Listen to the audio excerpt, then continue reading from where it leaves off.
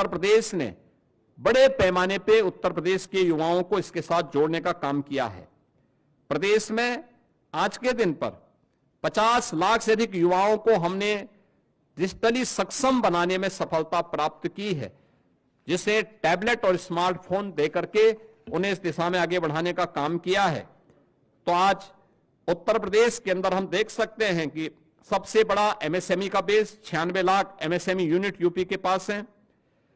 अपने हस्तशिल्पी और कारीगरों के लिए विश्वकर्मा श्रम सम्मान की जैसी स्कीम आज उत्तर प्रदेश चला रहा है, जिसमें लाखों ऐसे हस्तशिल्पी और कारीगरों के स्किल डेवलपमेंट के लिए उन्हें फ्री में टूल किट उपलब्ध कराने, सस्ते में लोन उपलब्ध करवाने की कार्रवाई को आगे बढ़ाने का काम किया है। और वर्तमान में एक नई स्कीम मुख्यमंत्री युवा उद्यमी स्कीम, जो अब तक की बहुत लोकप्रिय स्कीम होने जा रही है, जिसमें 31 मार्च तक 1 लाख नए युवा उद्यमी उत्तर प्रदेश बनाने के लक्ष्य रखे हैं। उस कार्यक्रम को हम लोग आगे बढ़ाने जा रहे हैं, जिसमें 5 लाख रुपए तक का ब्याज मुक्त ऋण प्रथम चरण में, मार्जिन मनी 10% और गारंटी मुक्त लोन देने की कार्रवाई को भी सरकार आगे बढ़ा रही है। शिक्षा, जिस प्रदेश की स्थिति ऐसी रही हो कि नकल जन्मसिद्ध अधिकार कुछ लोग मानते थे, आज वहां नकल विहीन परीक्षाएं हो रही हैं। बेसिक शिक्षा परिषद के स्कूल जो बंदी के कगार पर थे, आज उनमें 50 लाख से अधिक बच्चों की बढ़ोतरी। उन सभी बच्चों को 1200 रुपए 2 यूनिफॉर्म के लिए, बैग के लिए, बुक्स के लिए, शूज और सॉक्स के लिए, स्वेटर के लिए सरकार डीबीटी के माध्यम से उपलब्ध करवाने का कार्य कर रही है। सभी विद्यालयों में बालक बालिकाओं के लिए टॉयलेट की व्यवस्था, पेयजल की व्यवस्था, डिजिटल लाइब्रेरी की व्यवस्था, अच्छी फ्लोरिंग की व्यवस्था, ये सभी कुछ से आच्छादित करने में सफलता प्राप्त हुई है। साथ साथ माध्यमिक स्कूलों में जर्जर पड़े भवनों के पुनर्निर्माण के लिए प्रदेश सरकार ने अलंकार योजना के माध्यम से एक नई स्कीम प्रारंभ की है और इसको भी तेजी के साथ आगे बढ़ाने का काम कर रही है। अब जर्जर विद्यालय नहीं होंगे। प्रदेश के अंदर हर एक कमिश्नरी में एक एक विश्वविद्यालय हो, राज्य विश्वविद्यालय हो। ऐसी 6 कमिश्नरी ऐसी थी जहां कोई राज्य विश्वविद्यालय नहीं था। उन विश्वविद्यालयों के निर्माण के कार्यक्रम को भी प्रदेश सरकार ने आगे बढ़ाया। तो पहली बार मेडिकल यूनिवर्सिटी हो, आयुष विश्वविद्यालय हो, एक अतिरिक्त एग्रीकल्चर विश्वविद्यालय की स्थापना हो, ये सभी आज उत्तर प्रदेश के अंदर देखने को मिल सकते हैं। और संस्कृति विश्वविद्यालय भी हो, यह भी आज उत्तर प्रदेश में स्थापित हो चुके हैं। प्रदेश ने इस दिशा में 8 नए विश्वविद्यालय, यानी इस दिशा में 10 नए विश्वविद्यालय, 21 निजी क्षेत्र के विश्वविद्यालयों की स्थापना में भी सफलता प्राप्त की है। और युवाओं को प्रतियोगी परीक्षाओं की तैयारी के लिए प्रत्येक जनपद में मुख्यमंत्री अभ्युदय कोचिंग की व्यवस्था भी आज के दिन पर संचालित है। प्रदेश के अंदर अनुसूचित जाति जनजाति के सभी छात्रों को आज के दिन पर हम लोग स्कॉलरशिप उपलब्ध करा रहे हैं, 100% स्कॉलरशिप दे रहे हैं। और ओबीसी के भी छात्रों को 2017 तक मात्र 1200 करोड़ रुपए की स्कॉलरशिप मिल पाती थी, आज वो बढ़कर के 2500 करोड़ रुपए सरकार ने किया है, जिससे हर उस बच्चे को जो उसकी पात्रता की श्रेणी में आता है उसको स्कॉलरशिप से जोड़ा जा सके। आज उसमें भी सरकार को सफलता प्राप्त हुई है। उत्तर प्रदेश ने गरीब कल्याण के क्षेत्र में ये डबल इंजन की सरकार ने एक लंबी छलांग लगाई है। पिछले 8 वर्ष में 6 करोड़ से अधिक गरीबों को गरीबी रेखा से ऊपर उठाने में मदद मिली है। 15 करोड़ उत्तर प्रदेश के वासी आज भी प्रतिमाह पिछले 5 वर्ष से फ्री में राशन की सुविधा का लाभ प्राप्त कर रहे हैं। 1 करोड़ 86 लाख उज्ज्वला योजना के कनेक्शन उपलब्ध हुए हैं। होली और दीपावली में एक रसोई गैस के सिलेंडर उन्हें फ्री में उपलब्ध करवाए जा रहे हैं। प्रधानमंत्री किसान सम्मान निधि में 2 करोड़ 62 लाख किसानों को इस योजना से जोड़ा गया है, जिन्हें प्रतिवर्ष 6000 रुपए उनको डीबीटी के माध्यम से केंद्र सरकार उपलब्ध करवा रही है। और 9 करोड़ से अधिक लोगों को उत्तर प्रदेश में गोल्डन कार्ड उपलब्ध करवा करके प्रधानमंत्री जन आरोग्य योजना आयुष्मान भारत के अंतर्गत उन्हें आच्छादित करने वाला, ये सभी जो आंकड़े हैं ये दिखाता है कि ये सबसे अधिक देश के अंदर इन सभी क्षेत्रों में उत्तर प्रदेश काफी आगे है और इसमें सबसे लंबी छलांग लगाने वाला है। 56 लाख गरीबों को एक एक आवास उपलब्ध कराने में ये सभी स्कीम है जिसमें उत्तर प्रदेश नंबर 1 पर देश में है। और मित्रों, 2017 के पहले निराश्रित महिला पेंशन, वृद्धावस्था पेंशन, दिव्यांगजन पेंशन 55 लाख महिलाओं को, वृद्धजनों को या दिव्यांगजनों को मिलती थी। आज ये संख्या बढ़ करके 1,06,00,000 महिलाओं को, वृद्धजनों को और दिव्यांगजनों को उत्तर प्रदेश दे रही है। 2017 के पहले पेंशन की राशि हुआ करती थी मात्र 300। आज इसको हम 1,000 रुपए महीने उन लोगों को डीबीटी के माध्यम से दे रहे हैं। इसके अलावा डीबीटी में लाभार्थियों तक सीधा पैसा पहुंचाने में भी देश में उत्तर प्रदेश नंबर 1 पर है। यानी अकेले 24-25 में 9 करोड़ 8 लाख से अधिक लोगों तक 1,10,000 करोड़ रुपए से अधिक का भुगतान डीबीटी के माध्यम से हुआ है। इसके माध्यम से प्रदेश सरकार को 10,000 करोड़ रुपए की बचत हुई है। और अभी वर्तमान में सरकार इस नए वित्तीय वर्ष में और सबसे बड़ी आबादी का राज्य होने के बावजूद जीरो पॉवर्टी के लक्ष्य को प्राप्त करने के लिए कृत संकल्पित होकर के कार्य कर रही है। हम नए वित्तीय वर्ष अब 1 अप्रैल से प्रारंभ होगा तो इसमें उससे लॉन्च करने जा रहे हैं। इंफ्रास्ट्रक्चर के लिए प्रदेश के बारे में एक मान्यता थी, जहां से गड्ढे शुरू हो जाएं समझ लो उत्तर प्रदेश की सीमा आ गई। सड़क में गड्ढा है या गड्ढे में सड़क है ये पता नहीं लगता था। आज मित्रों, आप गूगल में सर्च करिए, आपको पता लगेगा एक्सप्रेसवे कौन है तो नाम आएगा उत्तर प्रदेश। 6 एक्सप्रेसवे वर्तमान में उत्तर प्रदेश के अंदर संचालित है। 11 पे हम कार्य कर रहे हैं, या तो निर्माणाधीन है या प्रस्तावित हैं, जिन पे नए वित्तीय वर्ष में काम प्रारंभ होने जा रहा है। और गंगा एक्सप्रेसवे के बनते ही देश के अंदर एक्सप्रेसवे में उत्तर प्रदेश का 55% हिस्सेदारी अकेले उत्तर प्रदेश की होगी। सबसे बड़ा रेल नेटवर्क यूपी के पास, सबसे ज्यादा मेट्रो का संचालन उत्तर प्रदेश के अंदर हो रहा है। 2017 के पहले क्या था? लखनऊ में आधी अधूरी मेट्रो थी,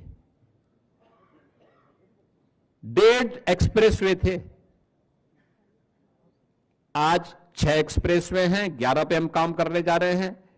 आज 6 सिटी, देश के अंदर सर्वाधिक 6 सिटी में मेट्रो का संचालन यूपी कर रहा है। देश की पहली रैपिड रेल यूपी के अंदर है, दिल्ली से मेरठ के बीच में। और देश का पहला वाटरवे हल्दिया वाराणसी के बीच में यह संचालित हो चुका है। यानी लैंडलॉक्ड स्टेट से उत्तर प्रदेश मुक्त हो चुका है।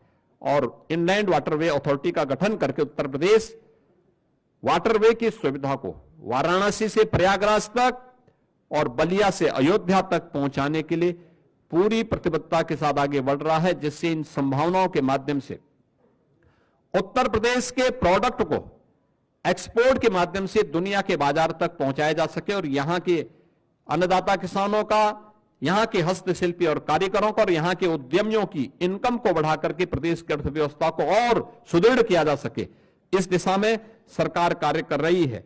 आज इंटर स्टेट कनेक्टिविटी हमारी 4 लेन की हुई है। हर जनपद मुख्यालय 4 लेन के साथ जुड़ा है। प्रदेश सरकार ने हाईवे के एक बड़े नेटवर्क को अपने यहां जोड़ा है और उत्तर प्रदेश इस दिशा में काफी एक अच्छी प्रोग्रेस के साथ देश के अंदर है, क्योंकि ये हाईवे इसी दिशा में जो प्रयास किए जाते हैं ये किसी भी अर्थव्यवस्था की सबसे रीढ़ के रूप में काम करती है। एयर कनेक्टिविटी 2017 के पहले उत्तर प्रदेश के अंदर 2 एयरपोर्ट पूरी तरह क्रियाशील थे, लखनऊ और वाराणसी। 2 आंशिक रूप से थे, गोरखपुर और आगरा आंशिक रूप से संचालित थे। आज उत्तर प्रदेश के अंदर 16 एयरपोर्ट क्रियाशील हैं और उनमें से 4 इंटरनेशनल एयरपोर्ट हैं और देश का सबसे बड़ा एयरपोर्ट जेवर में बहुत शीघ्र प्रारंभ होने वाला है। यह एयरपोर्ट 5वां इंटरनेशनल एयरपोर्ट भी होगा और आने वाले समय में एयरपोर्ट के फंक्शनल होते ही एयर कार्गो के सबसे बड़े हब के रूप में भी यह बदलेगा। प्रदेश के अंदर इस बेहतरीन इंफ्रास्ट्रक्चर ने प्रदेश की अर्थव्यवस्था को भी एक नई गति दी है।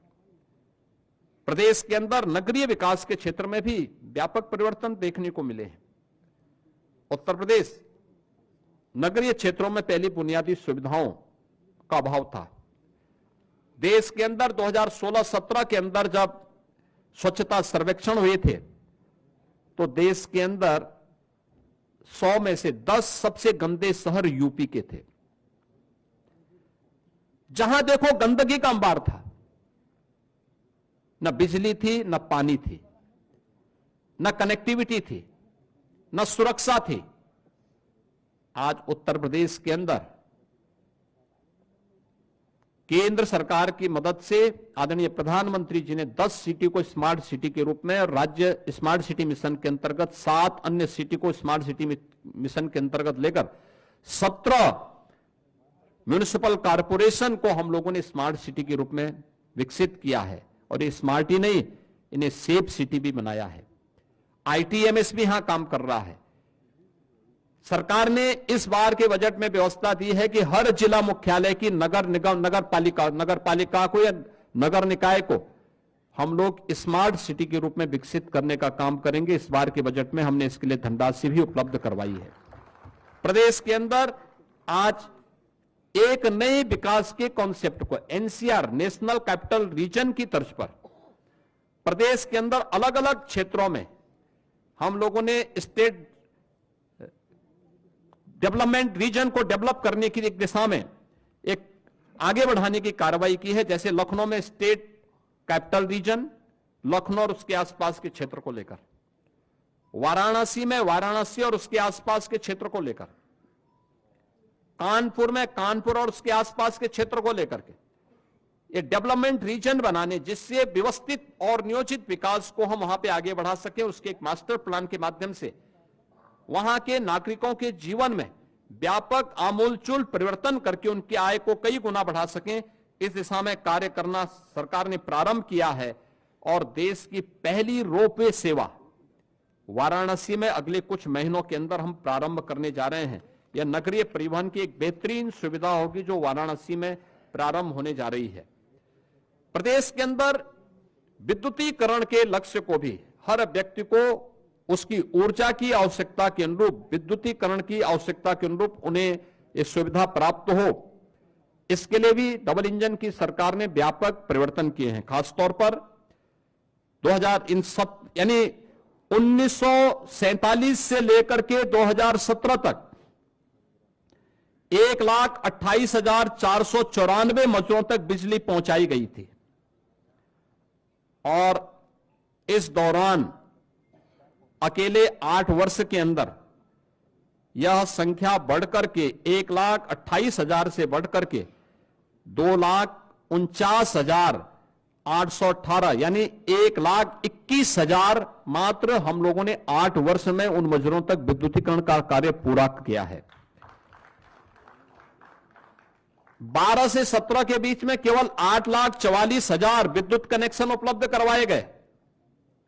8,44,000 विद्युत कनेक्शन 12 से 17 के बीच, और इस दौरान इन 8 वर्षों में 1,65,00,000 गरीबों को निःशुल्क विद्युत के कनेक्शन उपलब्ध करवाए गए। पहले बिजली आती नहीं थी और आज ग्रामीण क्षेत्र में 18 घंटे, तहसील मुख्यालयों में 20 घंटे और जनपद मुख्यालयों में 24 घंटे विद्युत की आपूर्ति प्रदेश सरकार के द्वारा 2017 से निरंतर की जा रही है। पावर जनरेशन के लिए भी सरकार ने अनेक कदम उठाए हैं।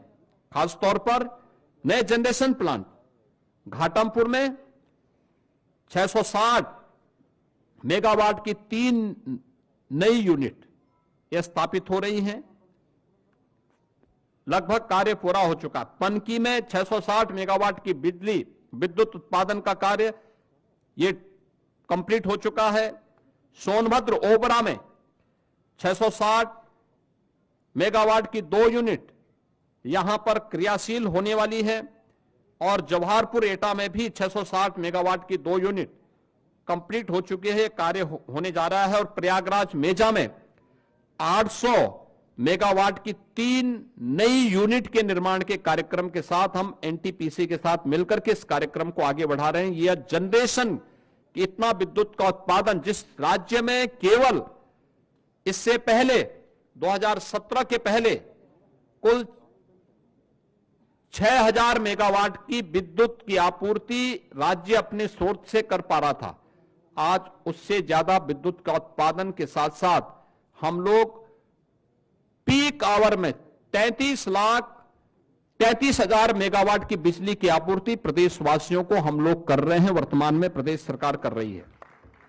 मित्रों, सौर ऊर्जा के क्षेत्र में भी 2017 के पहले अगर हम देखें तो मात्र 228 मेगावाट की परियोजना उत्तर प्रदेश के अंदर क्रियाशील थी और इन 8 वर्षों में हम लोगों ने 2653 मेगावाट क्षमता की सौर ऊर्जा उत्पादन की है। वर्तमान में बुंदेलखंड में ग्रीन एनर्जी कॉरिडोर के माध्यम से 4000 मेगावाट के सोलर पार्क की स्थापना की जा रही है और अगले 5 वर्ष के अंदर 22,000 मेगावाट की एक ग्रीन एंड क्लीन एनर्जी बनाने के लिए सरकार पूरी प्रतिबद्धता के साथ काम कर रही है। औद्योगिक विकास ईज ऑफ डूइंग बिजनेस में उत्तर प्रदेश 2017 के पहले 14वें स्थान पे था। आज देश का टॉप अचीवर स्टेट के रूप में उत्तर प्रदेश बना हुआ है। मित्रों, यह सब संभव हो पाया है आदरणीय प्रधानमंत्री जी की प्रेरणादायी मार्गदर्शन में। रिफॉर्म, परफॉर्म एंड ट्रांसफॉर्म की जो उनकी पॉलिसी थी, जो मंत्र है, 33 सेक्टोरियल पॉलिसीज बनाने वाला देश का पहला राज्य है। सिंगल विंडो सिस्टम में 500 से अधिक एनओसी एक ही प्लेटफॉर्म पे उपलब्ध कराने वाला राज्य है और एमओयू होने के बाद उसकी मॉनिटरिंग भी डिजिटली हम कर सकते हैं, सिंगल विंडो के माध्यम से कर सकते हैं। यह करने वाला राज्य है। न केवल व्यक्ति बल्कि उसकी पूंजी की सुरक्षा की गारंटी लेने वाला राज्य है और उसी का परिणाम है कि 15 लाख करोड़ रुपए से अधिक की निवेश की परियोजनाओं को जमीनी धरातल पर उतारने वाला देश का एक महत्वपूर्ण राज्य बनकर के उत्तर प्रदेश आगे बढ़ा है। और उत्तर प्रदेश की संभावना बताती है कि आने वाले समय में उत्तर प्रदेश देश के अंदर सबसे अधिक इस फील्ड में काम करने, निवेशकों को आकर्षित करने वाले एक ड्रीम डेस्टिनेशन बनकर के उत्तर प्रदेश देश के अंदर उभरा है। चिकित्सा और स्वास्थ्य के क्षेत्र में भी राज्य सरकार ने अनेक महत्वपूर्ण पहल की है। याद करिए, 2017 के पहले केवल 12 government medical college Uttar Pradesh के अंदर बन पाए थे। यानी ये आजादी के पहले से लेकर के 2017 तक की बात कर रहा हूं और 2017 से अब तक कुल प्रदेश में 80 मेडिकल कॉलेज बने हैं, जिसमें 44 गवर्नमेंट सेक्टर के बने हैं, 36 निजी मेडिकल कॉलेज भी बने हैं। प्रदेश के अंदर इससे पहले नर्सिंग और पैरामेडिकल कॉलेजेस की स्थिति क्या थी? ताले लटकते थे, न इंफ्रास्ट्रक्चर था न फैकल्टी थी। आज प्रदेश के अंदर हर मेडिकल कॉलेज में नर्सिंग कॉलेज बनाने की कार्रवाई को तेजी के साथ आगे बढ़ाने का कार्य हो रहा है। प्रदेश के अंदर हम लोगों ने जो 36 जनपद ऐसे थे जिनमें संचारी रोग में खासतौर पर इंसेफ्लाइटिस से उत्तर प्रदेश के मासूम तड़प तड़प करके मरते थे, आज उस पर प्रभावी नियंत्रण करने में उत्तर प्रदेश ने सफलता प्राप्त की है। और मुझे बताते हुए प्रसन्नता है कि 2017 की तुलना में आज 2024 में एक्यूट इंसेफ्लाइटिस से 85% और जापानी इंसेफ्लाइटिस से 99% नियंत्रण करने में सरकार को सफलता प्राप्त हुई है। इसी प्रकार से डेंगू की मृत्यु दर को लगभग 95% कम करने में सफलता प्राप्त की है। मलेरिया पर 56% की कमी आई है और आज प्रदेश के अंदर हम लोगों ने प्रदेश के अंदर आयुष्मान भारत में उत्तर प्रदेश देश के अंदर नंबर 1 पर है। मुख्यमंत्री आरोग्य मेले के माध्यम से लगभग 13.5 करोड़ रोगी उसके माध्यम से लाभान्वित हो रहे हैं। और जो विभिन्न मेडिकल कॉलेजेस की संख्या बढ़ाने के बाद जो सीट्स बढ़ी हैं, एमबीबीएस में 17 में मात्र 1990 सीट्स थी, आज वो बढ़कर के 5250 हुई हैं।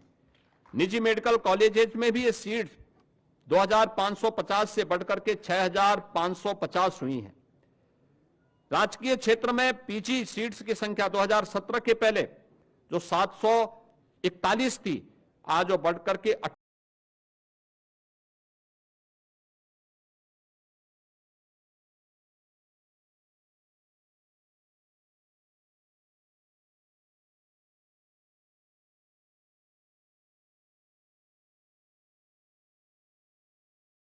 'मात्र कुछ ही मेडिकल कॉलेजेस में भी उसकी भी बहुत कम ब्रांचेज हुआ करती थी। आज लगभग हर एक जनपद में सुविधा है। आज हर एक जनपद में डायलिसिस की सुविधा उपलब्ध करवाई जा रही है, सीटी स्कैन आदि की सुविधाएं उपलब्ध करवाई जा रही हैं और सस्ते में दवा उपलब्ध हो, इसके लिए तमाम हर एक जनपद में इसके लिए जन आरोग्य योजना से जुड़े हुए सुविधा केंद्रों को और उन प्रतिष्ठानों को स्थापित करने का काम भी किया जा रहा है। मित्रों, उत्तर प्रदेश ने टूरिज्म के क्षेत्र में भी एक लंबी छलांग लगाई है। यानी इंफ्रास्ट्रक्चर के क्षेत्र में अन्नदाता किसानों के लिए, युवाओं के उत्थान के लिए, मातृशक्ति के सम्मान के लिए, निवेश के लिए उत्तर प्रदेश ने अपनी जो पहचान बनाई, सुरक्षा के क्षेत्र में जो अपनी पहचान बनाई, इसका असर प्रदेश के पर्यटन पर भी पड़ा है। आज के दिन पे पर्यटन केवल एक मनोरंजन का साधन मात्र नहीं है, बल्कि आस्था भी अर्थव्यवस्था को सुदृढ़ करने का सशक्त माध्यम बन सकती है। यह हमने महाकुंभ प्रयागराज के माध्यम से देखा है। प्रयागराज महाकुंभ ने अलग अलग सेक्टर में नई नई संभावनाओं को आगे बढ़ाया और उसी दिशा में आज गत वर्ष उत्तर प्रदेश में कुल जो टूरिस्ट आए थे वह 67 करोड़ आए थे और लगभग इतने टूरिस्ट अकेले महाकुंभ प्रयागराज में इस वर्ष आए हैं। 2016 के पहले, 2017 के पहले वर्ष भर में 21 करोड़ टूरिस्ट यूपी के अंदर आते थे। अलग अलग, उसमें स्पिरिचुअल भी होता था, इको टूरिज्म भी होता था, हेरिटेज भी होता था, अन्य तमाम आयोजनों के साथ भी जुड़ते थे। आज ये संख्या बहुत बड़ी हो चुकी है और इसमें दोनों डोमेस्टिक भी हैं और फॉरेन से भी आए हैं। इसमें प्रदेश के अंदर हम लोगों ने इसके लिए प्रदेश सरकार ने, डबल इंजन की सरकार ने काफी बड़े पैमाने पे अवस्थापना सुविधाओं का विकास भी किया है, कनेक्टिविटी को भी बेहतर किया है, सुरक्षा का बेहतर माहौल दिया है। आज उसका परिणाम हम सबके सामने है। इन सभी स्थितियों में प्रदेश सरकार ने जो कार्य किए हैं, आज उसका परिणाम हम सबके सामने है। उत्तर प्रदेश की अर्थव्यवस्था देश के अंदर जो 2017 के पहले 6-7वें स्थान पर थी, आज देश की नंबर 2 अर्थव्यवस्था बनकर के उत्तर प्रदेश उभरा है। 2017 के पहले राजकोष खाली था, अन्नदाता किसान बदहाल था, आत्महत्या कर रहा था, कर्मचारियों में व्यापक असंतोष था। सरकार के पहले ही 2 फैसले थे, अन्नदाता किसानों का, लघु और सीमांत किसानों का कर्ज माफ करना है और अपने कर्मचारियों को 7th पे कमीशन की रिपोर्ट को लागू करना है। याद करिए, जब राजकोष खाली रहा होगा तब सरकार ने कैसे इस प्रकार के कदम उठाए होंगे उत्तर प्रदेश जैसी बड़ी आबादी के राज्य में, लेकिन आज वह कदम उठाने में सरकार को सफलता प्राप्त हुई। हम लोगों ने 2017 में ही ऋण माफी के कार्यक्रम को भी किया, अपने अन्नदाता किसानों की जीवन में खुशहाली लाने का भी काम किया और 15 लाख कर्मचारियों को 7th पे कमीशन की सुविधा के साथ जोड़ने में भी सफलता प्राप्त की। आज प्रदेश में बिना कुछ बोझ डाले, जनता जनार्दन पर कोई अतिरिक्त कर लगाए बगैर, कोई अतिरिक्त टैक्स लगाए बगैर पिछले 8 वर्ष में हमने प्रदेश की अर्थव्यवस्था को मजबूती प्रदान की है। इसके लिए भ्रष्टाचार पर प्रभावी प्रहार, लीकेजेज को रोकना, सोर्स ऑफ इनकम को बढ़ाना, हमने रेवेन्यू बढ़ाए हैं और परिणाम है आज यूपी देश का एक रेवेन्यू सरप्लस स्टेट है।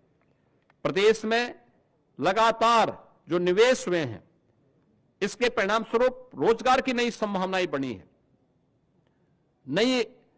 एक नए उत्तर प्रदेश का दर्शन आज लोग कर रहे हैं। कहीं निवेश आता है तो केवल निवेश नहीं होता, अपने साथ विकास भी लेके आता है, रोजगार भी लेके आता है, अनेक परिवारों के जीवन में खुशहाली लेके आता है। और परिणाम है 2017 के पहले 12,75,000 करोड़ रुपए की अर्थव्यवस्था आज 27.5 लाख करोड़ रुपए से यानी दुगने से अधिक पहुंची है। पर कैपिटा इनकम दुगने से अधिक हुई है। प्रदेश ने इस दिशा में काफी अच्छे जो पहल की है वह परिणाम हम सबके सामने है और मैं उस दिशा में केवल यही मुझे कहना है कि प्रदेश आज एक अच्छी दिशा में बढ़ रहा है।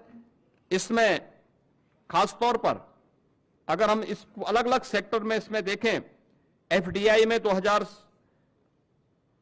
2000 से लेकर के 2017 के बीच 17 वर्षों में मात्र 3,300 करोड़ रुपए फॉरेन डायरेक्ट इन्वेस्टमेंट यूपी में आया था और अप्रैल 17 से लेकर के 2024 तक 14,808 करोड़ रुपए की यहां पर से अधिक केवल एफडीआई आया है।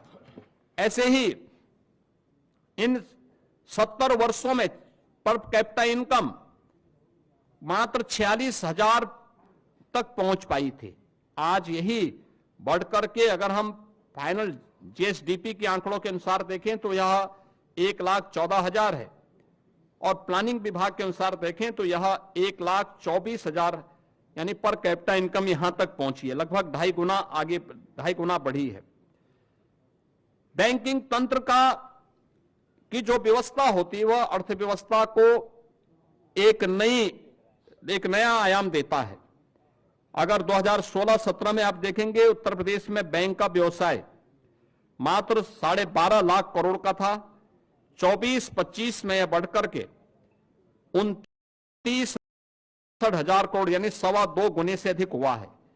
और सीडी रेशियो जो उत्तर प्रदेश में 2017 तक मात्र 46% था, आज यह 61% से ऊपर बढ़ा है।